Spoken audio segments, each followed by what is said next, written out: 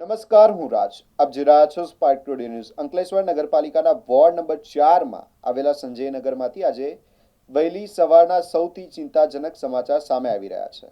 સંજયનગર ખાતે આવેલ BSNL ઓફિસની જર્જરિત દિવાલનો એક મોટો ભાગ આજે વહેલી સવારે પત્તાના મહેલની જેમ ધરાશય થઈ ગયો. સ્થાનિકો દ્વારા નગરપાલિકા અને BSNL બંને તંત્રને વારંવાર લેખિત મૌખિક રજૂઆત કરવામાં આવી હતી, તેમ છતાંય કોઈએ સાંભળ્યું નહીં અને આખરે આ દુર્ઘટના ઘટી છે. પરંતુ આશ્ચર્ય અને આઘાતની વાતો એ છે કે આટલી મોટી ઘટના બન્યા પછી પણ હજુ તંત્ર જાગ્યું નથી. દિવાલનો એક ભાગ તો પડી ગયો, પણ બાકીની આખી દિવાલ અત્યારે ભયજનક રીતે નમેલી હાલતમાં ઊભી છે. આ નમેલી દિવાલ ગમે તે સમયે રસ્તા પર કે કોઈ નિર્દોષ નાગરિક પર પડી શકે તેમ છે.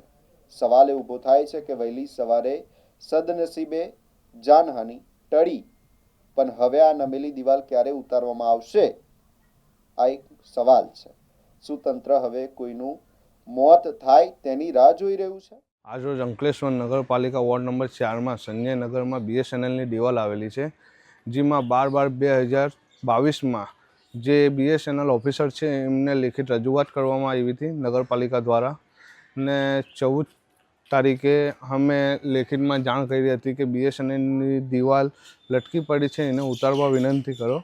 પણ એ રજૂઆત કોઈ સાંભળી નહીં ને એ જર્જરિત રીતે લટકી પડી હતી. એને વારંવાર રજૂઆત કરવા છતાં પણ કોઈ એક્શન લીધી ને સવારે 4-4:30 વાગે આ દિવાલ પડી ગઈ છે. તંત્ર જાગતું કેમ નથી? તંત્ર કોઈને એ જોવે છે, રાહ જોવે છે કે કોઈ અકસ્માત થાય, દુર્ઘટના ઘટે પછી કામ કરે? તંત્ર એક્શન કેમ નથી લેતું? કદાચ દિવાલ દિવસે પડી હોય તો શું ઘટના બની હોત?